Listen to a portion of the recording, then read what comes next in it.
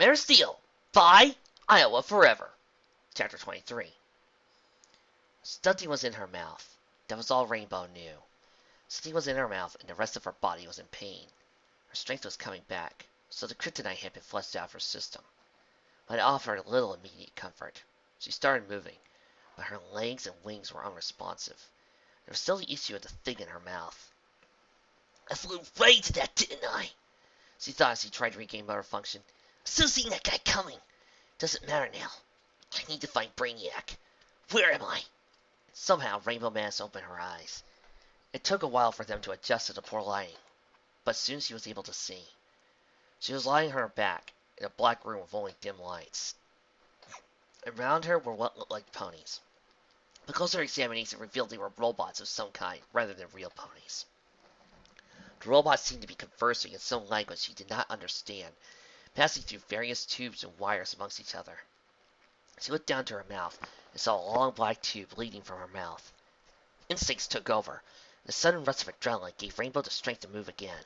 She yanked her right hoof upwards, snapping several wires and catching one of the robots in the face.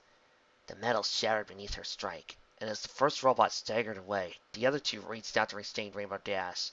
With her free hoof, she struck out, knocking the robots away while she broke free of her remaining restraints. The robots regrouped and advanced toward her, but now that her forehooves were free, she could strike back. She lunged forward as fast as she could, grabbing the robots and slamming them together. The robots destroyed.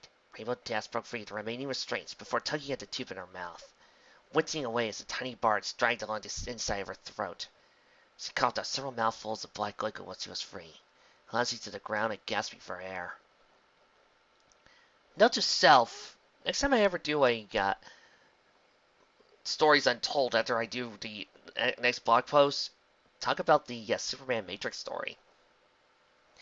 Oh, Celestia, she moaned, pulling herself up from the ground. Where am I? What was that thing in my mouth? She looked around, scanning the room and shifting through her different visions. She saw more wires and machinery, but other than that, she found nothing to tell her where she was. Switching back to her normal vision, she took off and began to fly down one of the corridors, moving slowly just in case she was spotted. The hallway she was flying down opened up into a large atrium. Exact dimensions were irrelevant to Rainbow, but she guessed it was nearly the same size as Canterlot Castle. On the walls of the room were giant sacks, each one holding some kind of creature hooked up to the same tube that those robots tried to hook her up to. Some were several different species she had encountered in Equestria, while others were completely alien in design. She flew up to one of the sacks and inspected closely. The creature inside was still alive, trapped in some kind of trance-like state.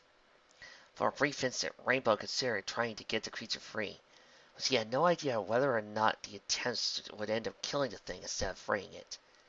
That black stuff in my mouth probably wouldn't have been good either. She turned around, and it was now that she saw the lights. Dozens of them, all hanging from wires leading off into the darkness, dangling over her head. The lights had been hung at varying heights, all radiating away from a chair-shaped structure in the center of the room. Rainbow rose up towards the light, expecting them closer. Now as you can see, they were not lights, but jars, and each jar was a city, many of them highly advanced. They appeared mostly undamaged, but Rainbow guessed there was more to the city than she could see. She drifted from city to city, inspecting each one as she passed. Candor should be one of these. I just need to figure out which one. She kept drifting until she spotted one city that she held away from the others. The design of the buildings was crystalline, similar to the Crystal Empire, but it was not an equestrian city. The artificial lights provided by whatever technology Brainiac was using caused the city to sparkle. Rainbow had to blink a few times in order to adjust her vision. She flew in closer and could pick out miniature Kryptonian glyphs that had been carved into the buildings.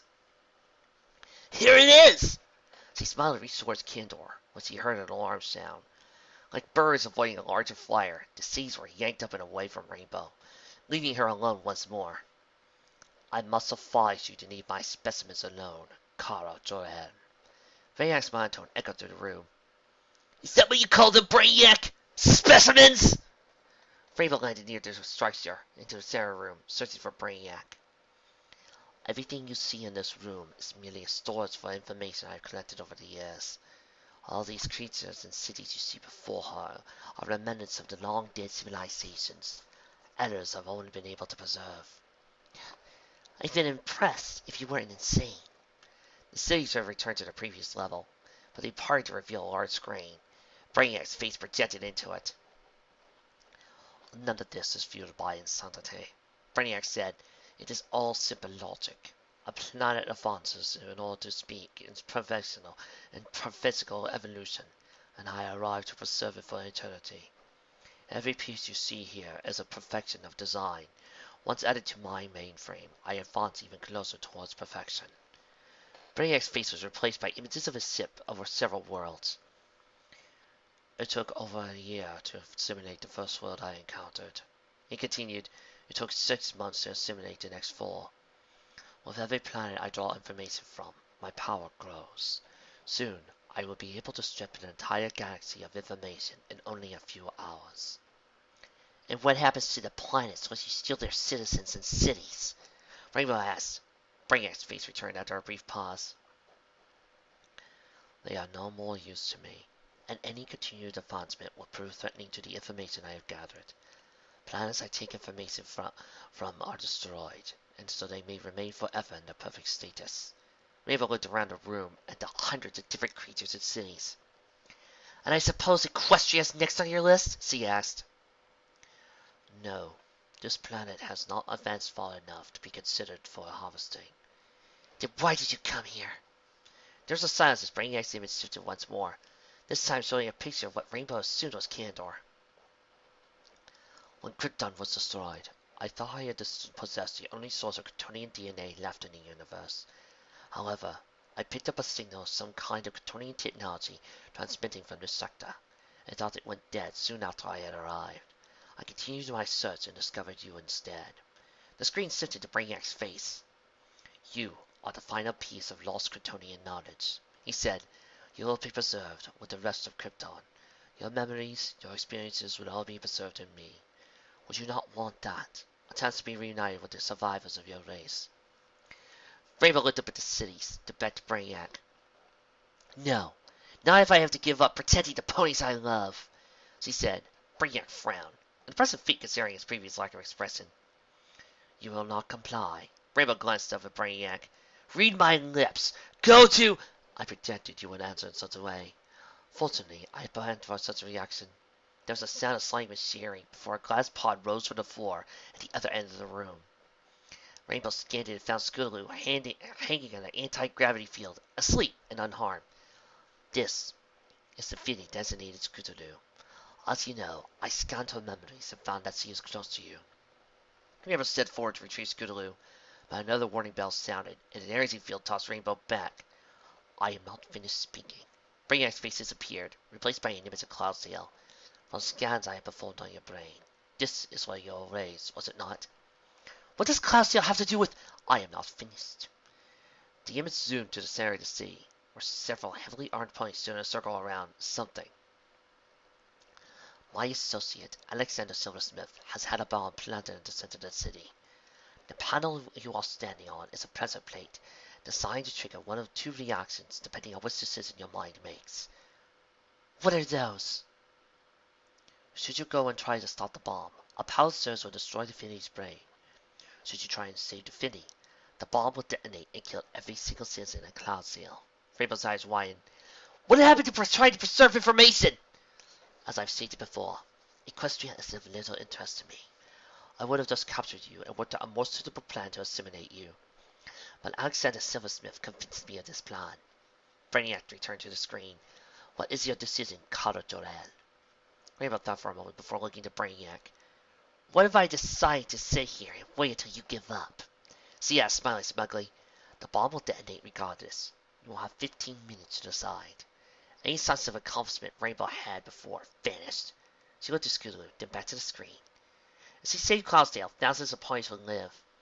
She had said it was her duty to protect Equestria, and Cloudsdale mattered more than one filly. Right?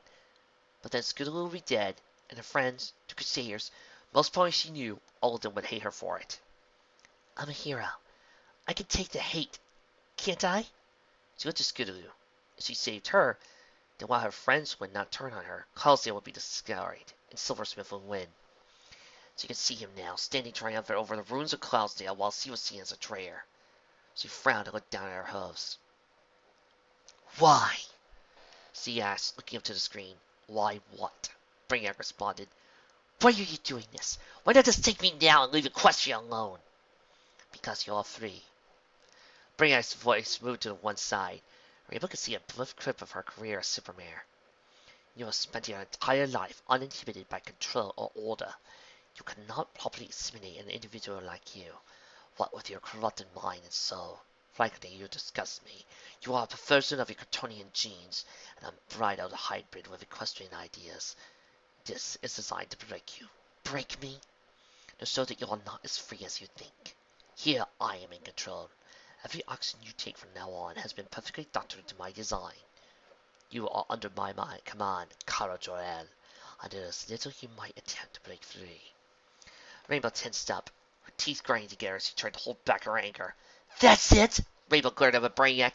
All of this, all the abuses you put me through, and my friends, and it was about control? There's little else that can be considered important. Rainbow's glare intensified, her eyes glowing as she restrained her heat vision. You don't really understand anything about ponies, do you? You can't control everything, Brainiac. For instance, she looked down to the ground. I think I found the wires that control the pressure plate. Two red beams ripped through the floor as Rainbow sliced through the wires and microchips with her height vision. What are you doing? Brainiac asked, still as monotone as ever. This is an illogical set of events. Wake up, Brainiac! Not everything is based off of logic! You are so wrapped up in what you think will happen, you completely forgot that we ponies tend to do things that make no sense. Remind me to introduce you to Piggy Pie. Once the zero's suppressor plate was disabled, Rainbow shot forward towards Scootaloo. The force field popped up once more, stalling Rainbow's fight, pushing her back towards her now ruined pressure plate. I will not allow attempted deviations from my set program. Brainiac says the force field pushed Rainbow further. You will comply with my commands. No, I won't! Rainbow Dash pushed back with all of his strength, the panel beneath her bending under the strain. Finally, something gave and the force field cut out. Rainbow flew into the containment field that held Scootaloo, smashing the glass and freeing the filly from her trance. Warning! Containment breached.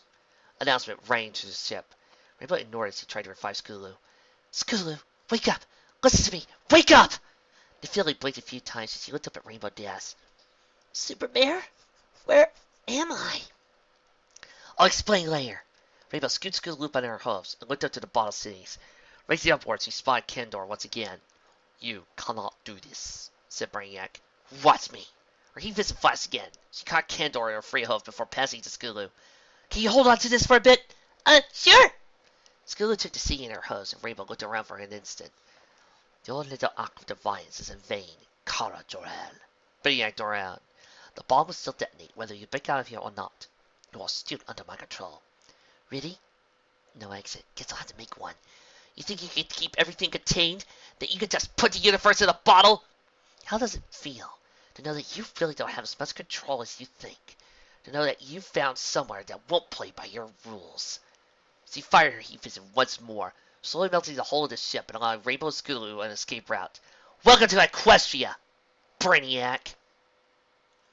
Chapter 24. Scootaloo hurried down the streets of Cloudsdale. The city Supermare gave her riding on her back. Having never been to Cloudsdale before, she was having a bit of trouble navigating the streets, and a lot of trouble trying to find Supermare had said for her to go to. No, I can't fail Supermare. She needs my help. She started running faster, using her wings to keep the silly bounce on her back. Scootaloo! She turned as fast as she could, trying to find the pony speaking her. She stopped running just as Thunderlane landed next to her. What are you doing up in Cloudsdale? What's that thing on your back? Scootaloo's nerves had been frayed severely, so it came out next to her blur. Well, I was minding my own business, and this alien guy, listen, I think he was an alien, but anyway, he came and kidnapped me. He was going to find my friend, but Superman came and she saved me, and I had to go find this lady Firefly, and... She was interrupted by Thunderlane placing a hoof against her lips. Just calm down, Thunderlane saying. What's going on? Scootaloo took a deep breath and started over. I was kidnapped by this alien named Brainiac, and Supermare saved me. She nodded towards her sitting on her back. She wanted me to get to this pony named Firefly, because she knew something what to do about it. Firefly. Thunderlane frowned and looked around. I think I know where she lives, but what would Supermare need her for? Scootaloo ignored that and started running again. Wait, Scootaloo, you're going the wrong way!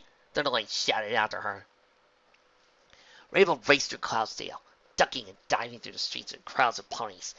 She would have tried to get as many ponies away as possible. That she was still only one mare. Unless she planned on breaking Cloudsdale apart piece by piece, she would never get every pony out before the bomb detonated. Whatever thug Silversmith probably hired have had those kryptonite arrows. She thought as she dove down over the weather factory. I'll have to be careful. But how am I going to disarm the bomb? She set that thought aside as she reached the center of Cloudsdale, rising up over the buildings to get a better view of the situation. She counted about 10 ponies standing around where she assumed the bomb was, but it struck her luck he had not spotted her up yet. She flew upwards before driving down towards the guards, even before it passed a cloud in front of them. They spotted Rainbow too late. Before anything could suit her, she had already hit the ground, knocking back several with the impact. Before the others could recover, Rainbow fast-stepped and disarmed him, using quick flicks of her wings to knock them out. Opposite had gone, Rainbow scanned the plaza with her X-ray vision. Key Silversmith decided to trick her and had the bomb planted elsewhere. She managed to find the bomb after about a minute of searching. It was large, and more complex than any of the bombs she had read about in the Daring Do books, but it was a bomb nonetheless. She hurried to the bomb, fussing away the clouds and covering it with her hose. She would have disabled it somehow, but the sound of a crossbow being fired caught her attention. She jumped out of the way in time, the glowing green bolt whizzing mere inches from her cheek.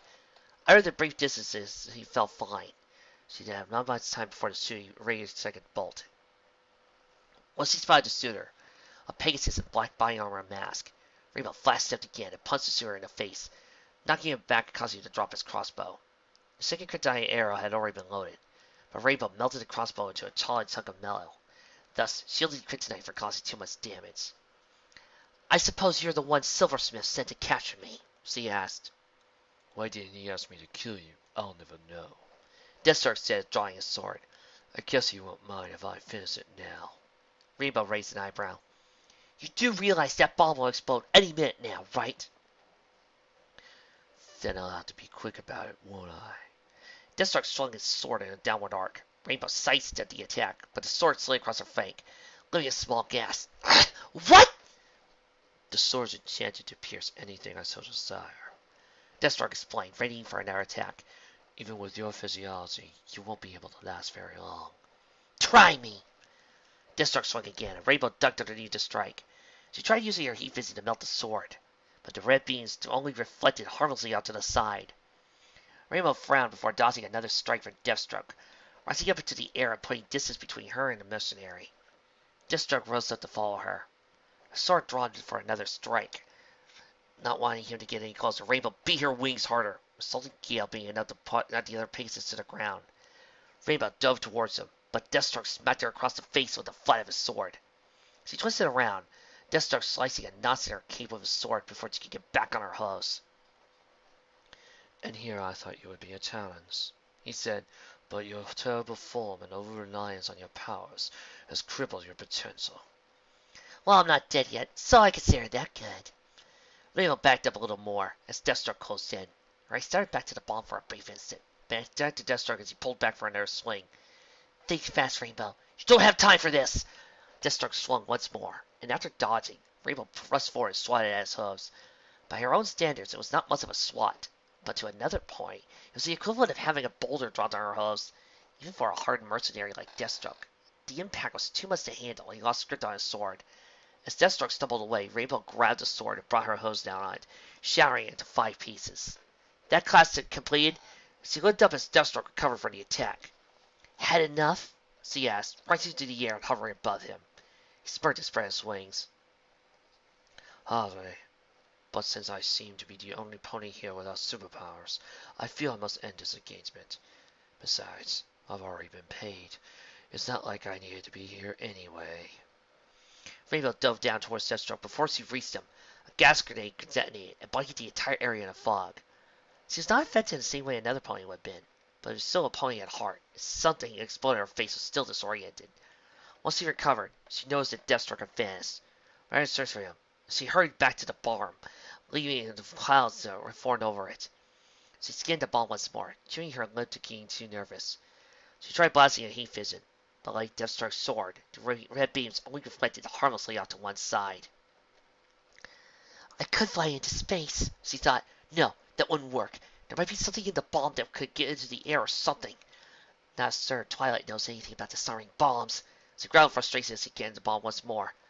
Not enough time. I wish I had time-stopping powers. That'd be cool. She shook her head, trying and failing to keep herself calm. As the time to detonation neared, Rainbow Dash became more exasperated, until she did something she would never have done were it not under pressure. She punched the bomb. The resulting explosion was nowhere near as large as Brainiac had described. It was only as big as a medium-sized firework, and the force was enough to blow Rainbow's mane and cape back. However, the bomb only was designed to withstand impacts from Kryptonians, so any large firing mechanism was probably dust by now. Rainbow blinked as the explosion died down, smoke and steam washing over her as the large hole in the center of Cloudsdale. That worked? That worked? That worked? What you gotta say? Sometimes when you're a superhero, sometimes things just happen to go your way. Right, folks? I can't believe that worked.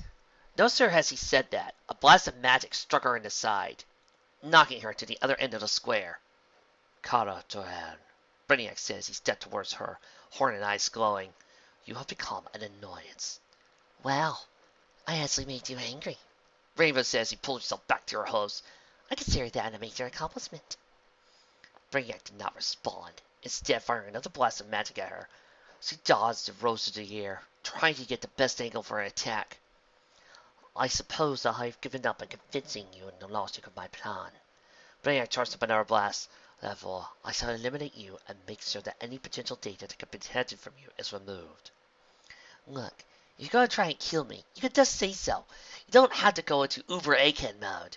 Rainbow dodged the next blast of magic, returning to her original position as Brainiac prepared for another strike. This will end, Cora Joelle. I will see to it that you are eliminated. Many ponies have tried that already, she smirked, and they failed! Before Brainiac could fire another blast of magic, Rainbow dove down at him square in the chest. The punch could have split solid rock, but all it did was knock Brainiac back a few meters.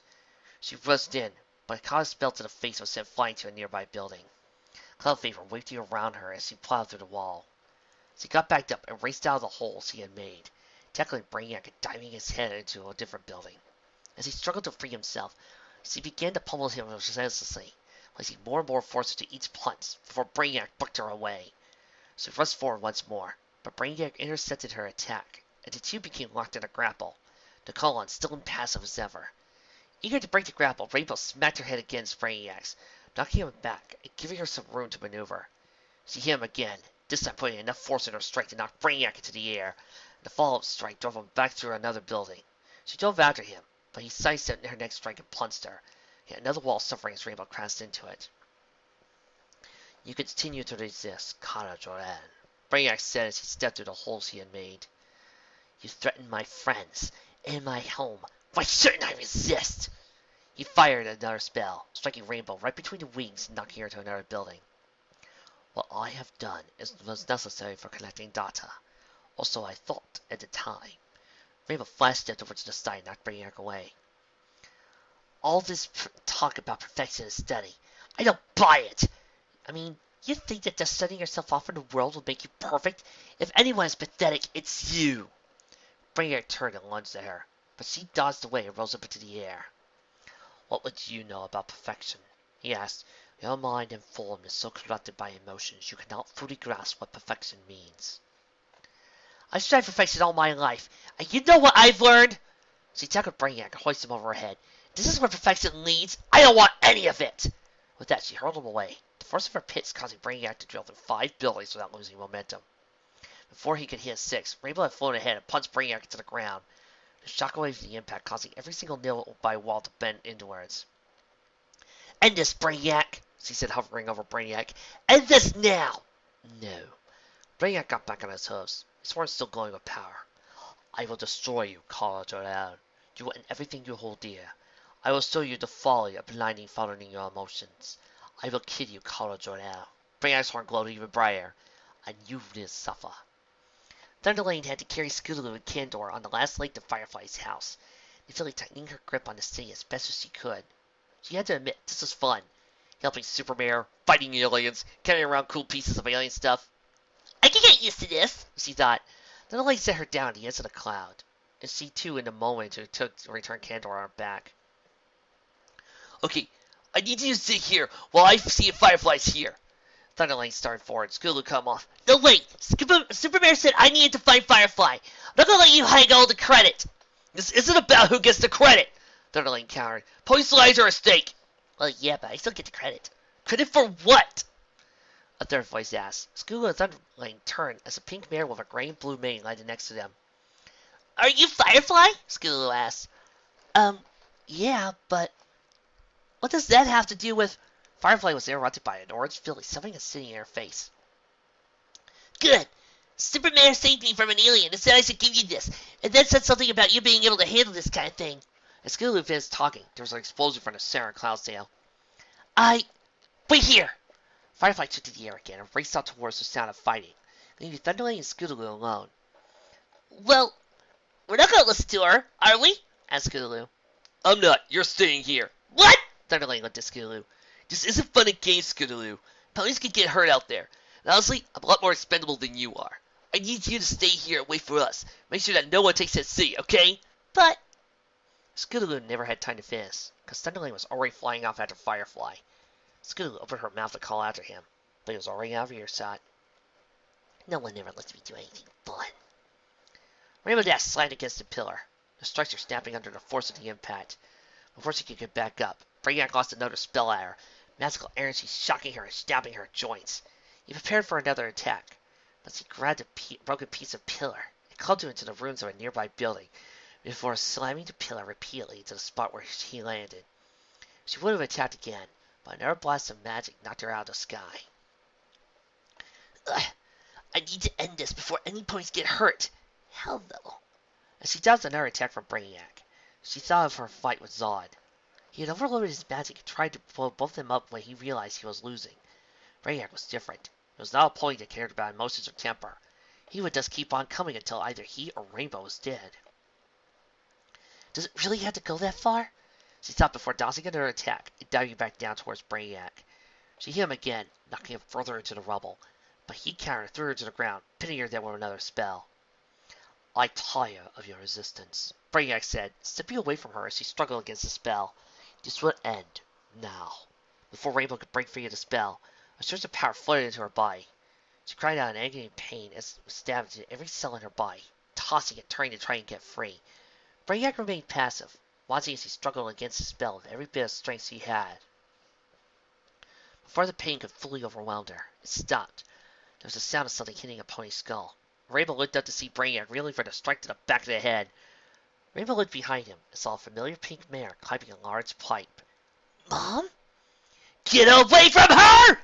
Firefly shouted, raising her impromptu club above her head. Brainiac pulled himself up and turned to face Firefly. You show such blind loyalty to this mare, he said. Do you really feel it's worth it? Anything that'll get you away from her!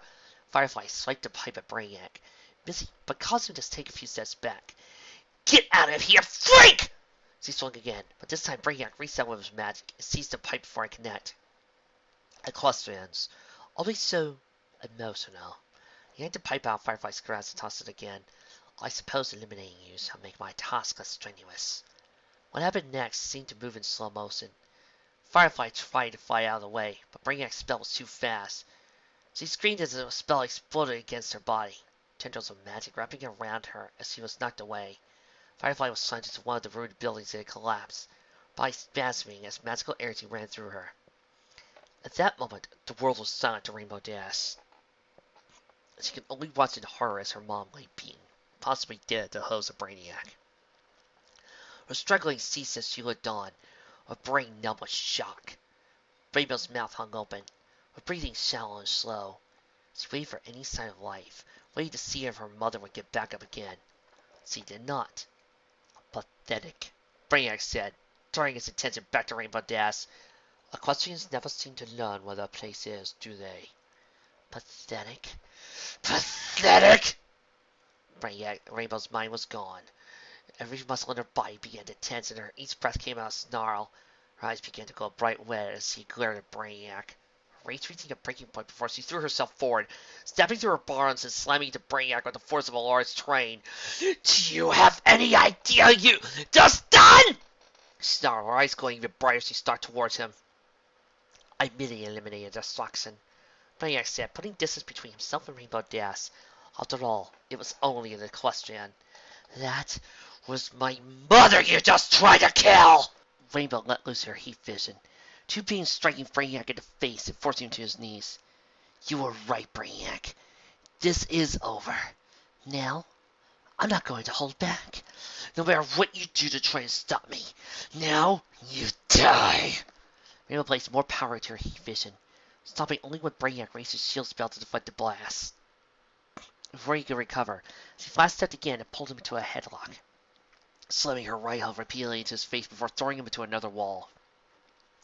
She pounced on him before he even could come to a stop, each punch delivering echoing across Cloudsdale. This is for Candor! She said, pulling Brainiac up and punching him into the gut.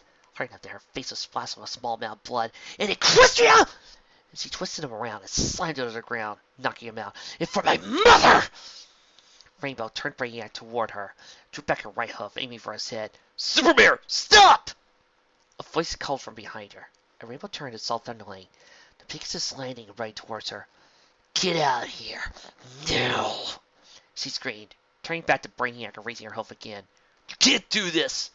Thunderlane slowed down, coming to a stop a few feet away from Rainbow. You can't kill him! Yes, I can! She turned back to Thunderlane, eyes glowing red and tears streaming down her face. He's killed thousands, and imprisoned thousands more. He threatened to murder an innocent filly because I wouldn't agree to his plan. He'll keep on killing and imprisoning ponies and others if I let him go. He deserves to die! And which did you become an executioner?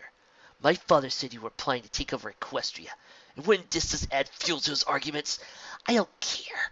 He had his chance, and he's thrown it away. He dies! She brought her hoof once more, ready to crush Brainiac's skull and end this before Thunderlane spoke again.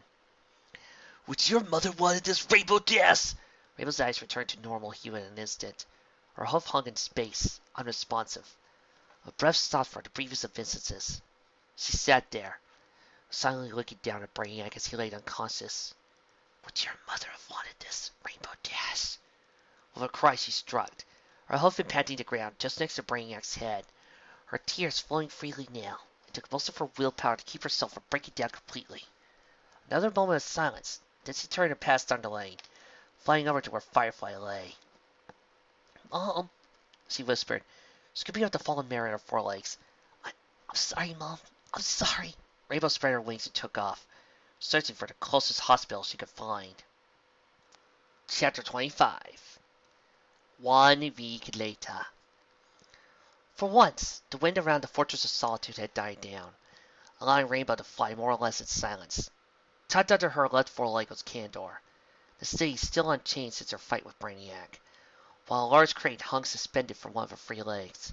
She turned right and landed outside the fortress, using her heat vision to sever the rope carrying the crate. Resting Candor on top of the crate, Rainbow began to push two objects in the fortress.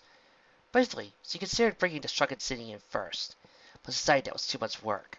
As she pushed the crate and Candor into the fortress, the standard automated systems turned on. She was once again greeted by an image of Jor-El. Welcome back, my daughter, he said, watching his Rainbow Fizz pushing the crate back into the city.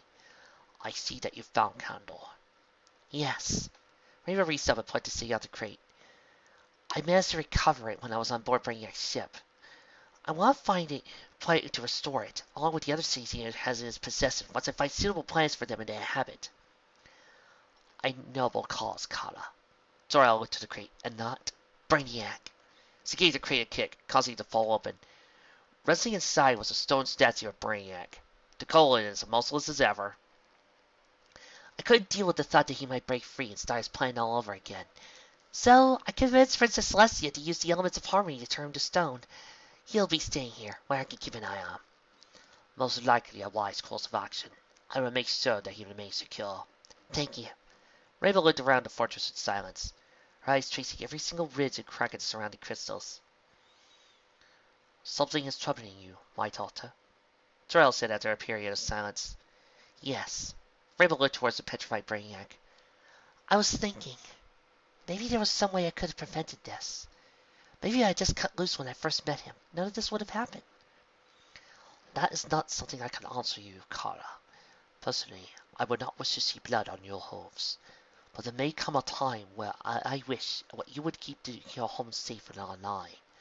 I believe the more important question is, are you that kind of pony? And if such, will you make the decision lightly? Rainbow frowned and looked away. I don't know. Think more of it, on your daughter. Rainbow nodded and returned to leave before Jor-El spoke again. I do not wish to pry, but how is your daughter's mother? Rainbow paused, looked out at the snow beyond the fortress before looking back to Jor-El. She'll live. And with that, she spread her wings and took flight, heading south towards Ponyville. With Brainiac missing, Silversmith had to modify his plan again. He still had enough technology to reasonably challenge Supermare, but he was still one pony against an alien with the powers of a god. Well, that could be remedied. He turned to the sound of the door opening, and then stepped a brown Earth Pony mare in a chauffeur's uniform, box resting on her back. Your trip to Cloudsdale was a success, Mercy, he asked, stepping behind his back. More or less, Mercy replied, reaching around plucking the box off her back. There were a few issues with the repair crews, but I was able to convince them to let me through. Good luck. Silversmith reached over and opened the box. Inside were the remains of Deathstroke's sword, somehow overlooked during the fight between Brainiac and Supermare. Carefully, Silversmith pulled the fragments from the box, examining each and every one closely. If you don't mind me asking, sir, what good is a broken sword? I mean, unless you're going to reforce it or throw it at someone, then it's pretty much useless.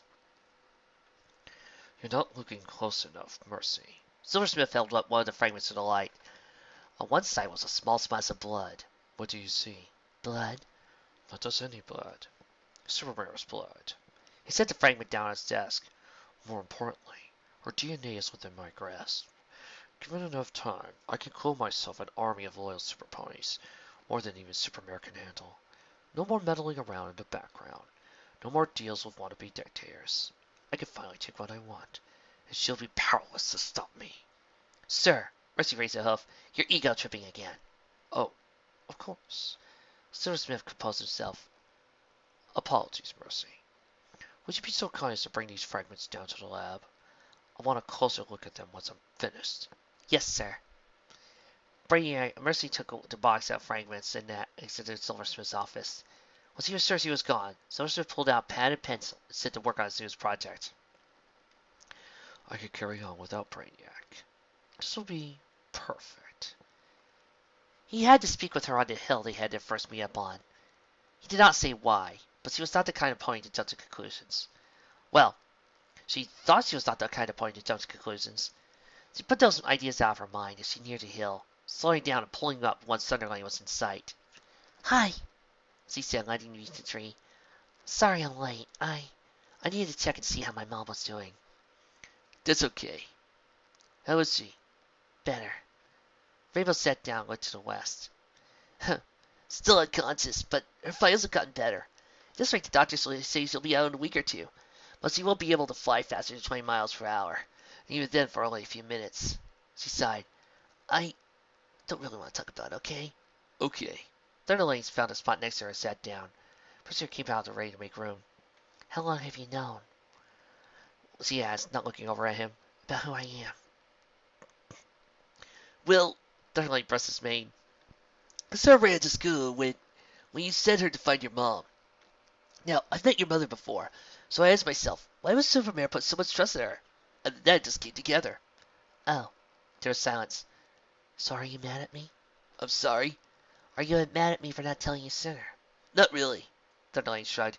I mean, I understand why you would want to keep it quiet and all. I mean, you can't spend the rest of your life being Supermare all the time, can you? I guess not. Rainbow glanced at Thunderlane. He gave her a small smile before she looked away. But where does that leave us? What do you mean? You said you liked me, but now you know who I am. You're probably not going to carry on with this, are you? Thunderlane frowned. Rainbow Dash. Then there's this whole mystery thing, right? You're probably upset that Supermare turned out to be me instead of some other pony. Not to say I'm not cool, but come on. We've had our arguments in the past. Rainbow Dash. I mean, I've actually punched you in the face 2 years ago. Okay, it was more like a smack, but that still counts. What kind of pony would do that? I wouldn't be surprised if he just Rainbow Dash! Rainbow stopped and looked over at Thunderlane. What? You're killing the moment. Rainbow was aroused for a spawn when she found two lips pressed against hers. She blinked in surprise. Observe how the second respond. Before she closed her eyes and allowed some of the tension in her body to subside. I can get used to this. The hunchback kept his head close to the monitor, not looking up at even the slightest stimuli. His work was too important. No matter the distraction could draw him away, lest he arrive and find the hunchback delaying. It had taken many years of work, ever since he had commanded the hunchback to take back the task. Many failed before him, and he had their screams to remind him what lay in store for him should he fail. He's not the cowardly sort, but he valued his existence and poured that value to his work. He'll be serious soon, he thought, entering a few more keystrokes. So close, he will not be disappointed. The hunchback heard the sound of large doors opening. A few servants did have stopped their work, some of them quivering in fear as he entered. The hunchback could feel his gaze on his back. He dared not look up, not even for a second. Well, decide, he asked, stopping next to the hunchback's terminal. Is it ready? Almost, my lord, he replied, entering a few more pieces of data. This device will be up in a moment. Good. He looked past the hunchback to the testing platform before him. When it is ready, open it fully. Now the hunchback took a moment to look. My lord, we do not know what will cause the device to fail. We could all die. He looked down at the hunchback, eyes glowing red with power.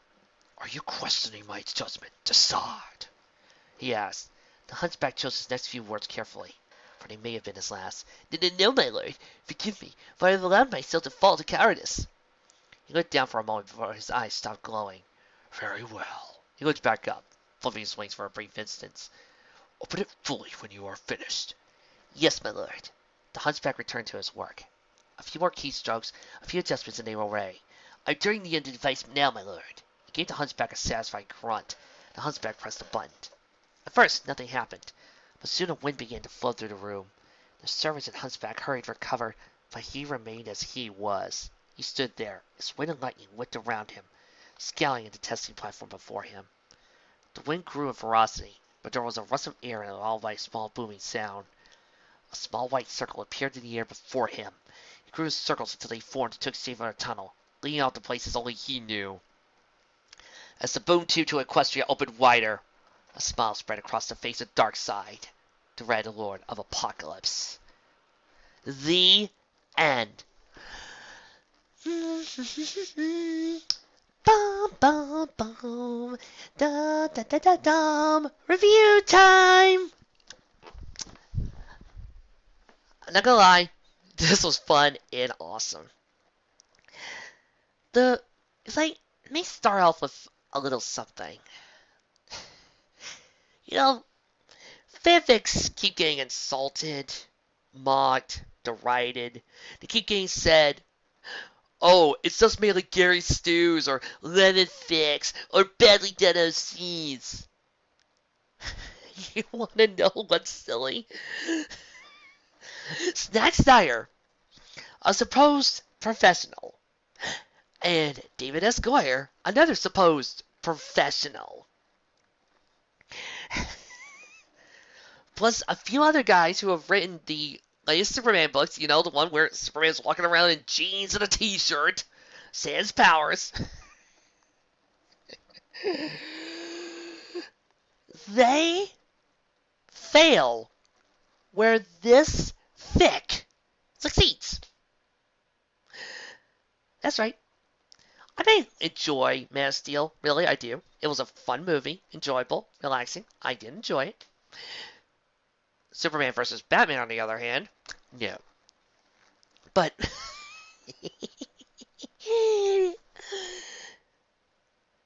with all that, all these professionals earning money, earning cash off of this, they failed to do what this fic done, written by an amateur who hasn't written a comic book, hasn't written a comic story. Doing it through little pastel-colored ponies. This brony, who has been looked down upon because of his association with the fandom, has done something that Snyder, Goyer, and whoever writes Superman currently failed to do. They got Superman. Yeah, they got him. This writer, yeah, he got Clark. He got Clark better than any of the professionals. You see, with writing Superman, the best way to write him isn't to think of how well he can deliver a punch. Isn't about how well he can look in and say, I'm a Christ figure. Get it? My arms are even a sign of a cross. It isn't that. To write a good Superman story, you have to remember something important. Something that I don't think Zack realized. His humanity. It's less about being able to punch and him realizing when not to punch. That, oh, I've got all this power in the world. What's the responsible way to use it? Sure, I could deliver boats of food to millions of people, but how can I be so sure that people are actually going to get that food without a dictator saying no? I remember something on a commentary once by Tom Markowitz on Superman the movie commentary. He said that when he heard from Christopher Reeve that he was going to have Superman stop all nuclear war and stop nuclear missiles, Tom said, and I am quoting here, Chris, you can't have Superman stop nuclear war. It's true, you can't. Because then you had to start asking yourself the bigger questions. And that's what I feel like this story does perfectly. And that's what I love about the first part of the story. It's essentially Superman the movie. Not that that's a complaint. That's a compliment. Because Superman the movie is my favorite superhero movie of all time. Yes, surpassing even Avengers and Guardians of the Galaxy. Those two are my number 2 slot. In this, we're really seeing Superman's humanity as demonstrated through Rainbow Dashes. We're seeing that Rainbow Dash, through her connections with her friends and family, realizes what it means to be equestrian and what it means to hold back her power, using her values and lessons that she learned. Frank Miller is wrong. Those values that he insulted in Dark Knight Strikes Again aren't weakening Superman. They're what make him strong. They're what make him human. So that way he's not an overbearing dictator. Same thing goes for Dash here. I love how the kryptonite is used as an instigator. Kind of like a way to kickstart the powers. Kind of like there was a short burst there when she saved him. Then, over time, we just got to see the power slowly building up. And all it needed was a tiny little kick boost. And in this, it felt like a mix of a classic Superman myth plus a little bit of a good Marvel story. When we meet Jor-El, it also felt a little bit like that. Just an overall ambiance of something greater. And once again, we hear the image of what Rainbow Dash is supposed to represent, of what heroes are supposed to represent: hope. The Zod fight was nice, and I really enjoyed that we got to bring out the villain. Moving on to the second part, the other part was also really good as we got to see Superman's 2 main villains introduced: Brainiac and Lex freaking Luthor. You see, here's what I love about Lex as a villain, and what this fic does right. This fic brings out Lex as the villain as the cold, calculating villain, somebody who wants to use and misuse. See, this is why I prefer Lex as a businessman over the typical mad scientist. Because typical mad scientist, break into Fortress, grab him, throw him into jail. Done in 5 minutes. Businessman? Lawyers, tricks, tools. He can easily manipulate the events to his favor so that way it doesn't look like he did anything wrong. He can find a way to exonerate himself like that and boom. Superman doesn't have a legal leg to stand on. But this fic also does right by getting Lex Luthor's motivations straight. He doesn't just hate Superman because of his hair or because he's some sort of god. He hates Superman because he represents everything he isn't. While Lex Luthor believes from earning himself up, building himself up from the bottom, using his power for his own gain, to make himself feel more important, Superman uses his power to help others. Not because of personal gain or his own ego, but because it's the right thing to do. And this takes Lex off. This is why I love that part where he finds out that Superman is Clark. Yeah, he has a scientist run through all the simulations and finds out that the only person who could possibly be Superman is Clark. Lex dismisses it. Why? Because he refuses to believe that Superman would lower himself to be a human. Because that's not what Lex would do. But the stuff with Daryl Lane, I do like that it was talking about, oh, what will Superman do? Oh, what will Superman become?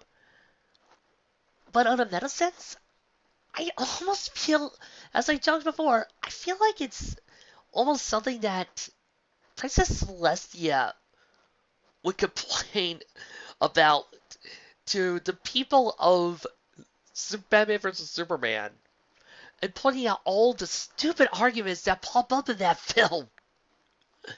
And just start dismissing all of them and start pointing out some really good facts here. You see, you could have the whole entire, is Superman with us? Oh, does he have too much power? All you want. But one of my main complaints about Batman vs. Superman, it felt like there was nobody on Superman's side. Hey, if I want to, I could tell you more about why I dislike how they treated the action in Superman vs. Batman, but in the original cut I watched, it didn't feel like there was anybody on Superman's side to demonstrate why we needed him. It got to the point where in the movie I almost felt like saying, bring on Darkseid, humanity needs to die. If this is how they're going to treat people who come here to save your ass, maybe you don't deserve it. Maybe Zod's right. And you don't let me agree with the villains. But through it all, it felt like somebody reasonable was arguing with Batman vs. Superman. I loved every minute of it. And for Brainiac, what ticks me off about Brainiac the most is that I feel really down that we have yet to get a decent Brainiac in any media. It made me feel really bad that we never got Brainiac. Unless you want to try and count Superman 3, but beyond that, nothing else. We never get Brainiac. Suit. What was the first thing in the first Man of Steel? Zod. That's right. Why should we challenge Superman intellectually and through emotionally? Let's just start getting to the punching. That's right. Bring in Zod. And I love Zod too, but Come on, Brainiac. You know, cool devices, cool computer technology, and the end fight of what we just had kind of shows why it would have been cool to have him, because then you could have had what they were going for with the Devil's Zod. You could have had Superman have his struggle. You could have had Superman have his character moment. That would have been perfect. It would have been great. It would have given us a chance to explore. Heck, then Batman vs. Superman. You would have had a reason for Doomsday. Why? Because Brainiac could have helped Lex create him. Shoot, bring in Brainiac. Brainiac's a pretty cool villain. Then again, I also want Metallo, Parasite. You know, some of these other cool Superman rogues. But nope. We go back to Zod and Lex. Oh, come on. Brainiac would be awesome to see. I would have loved to have had him. But I guess I gotta get what I got. But this fic has been a blast. Next time, however, strap yourselves in, people.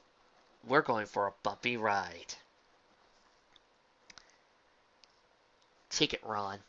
Once upon a time, in the magical land of Equestria, there came an era when the ideals of friendship gave way to greed, selfishness, paranoia, and a jealous sweeping of dwindling space and natural resources.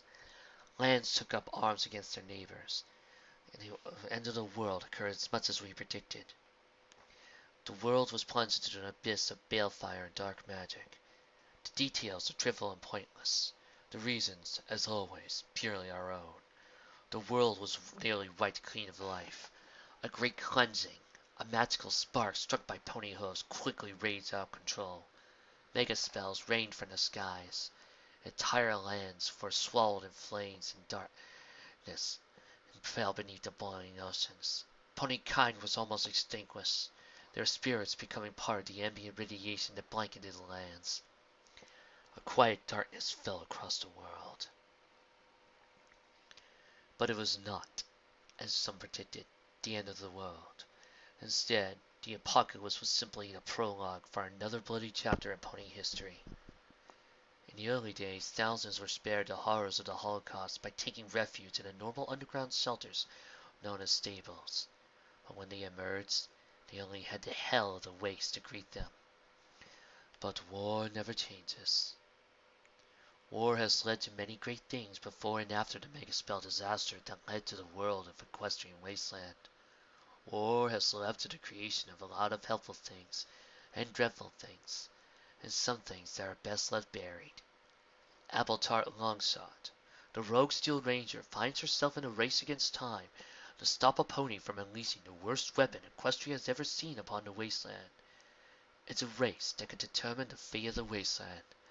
How will she stop her enemy from unleashing the weapon? What will happen if she fails? War. It just never ends. Coming up next, Fallout Equestria. Broken Steel.